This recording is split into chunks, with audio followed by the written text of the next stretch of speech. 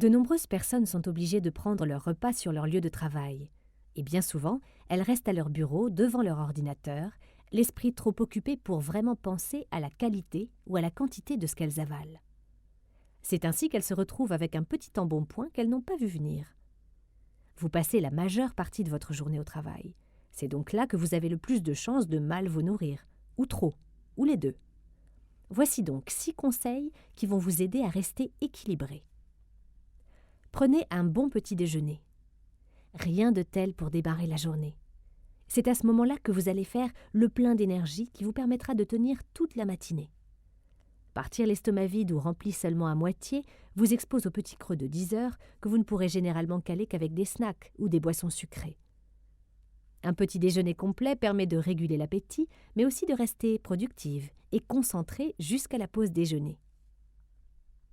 Prenez un petit encas avant une longue réunion.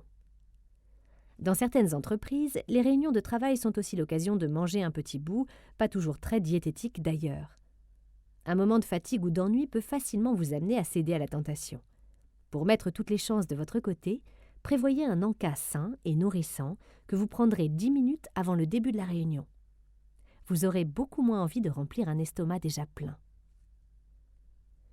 Buvez beaucoup d'eau. Au travail, la principale source de calories vient des boissons. Que ce soit les sodas ou les multiples tasses de café avec sucre, crème et tout le toutime, on a vite fait d'atteindre la limite sans même s'en rendre compte. La meilleure solution est de toujours avoir une bouteille d'eau à proximité. D'abord, parce que c'est la seule boisson qui vous hydrate correctement et étanche la soif. Et ensuite, parce que c'est la seule qui ne vous apporte absolument aucune calorie.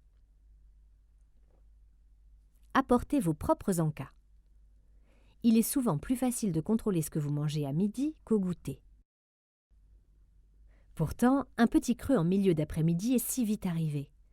Il serait dommage de n'avoir d'autre choix que le distributeur de l'entreprise, généralement rempli de biscuits ou bonbons à éviter quand on fait attention à sa ligne. Le plus simple est donc de les préparer à l'avance, à la maison.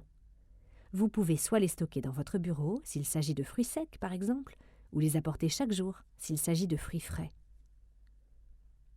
Choisissez avec qui manger. L'endroit où vous allez prendre votre repas dépend en grande partie des personnes avec qui vous allez le prendre. Qui allez-vous choisir? L'équipe burger ou l'équipe salade? Attention, il y a un piège. Le fait est que, malheureusement, l'entourage a une forte influence sur la motivation. Si vos amis et collègues se régalent de choses que vous vous interdisez ou dont vous limitez la consommation, tôt ou tard, votre motivation en sera affectée. Et vous pourriez même en venir à abandonner vos bonnes habitudes. À bien y réfléchir, ne serait-il pas préférable de les fréquenter en dehors des repas, quand les tentations sont moins nombreuses? Ne mangez pas à votre bureau.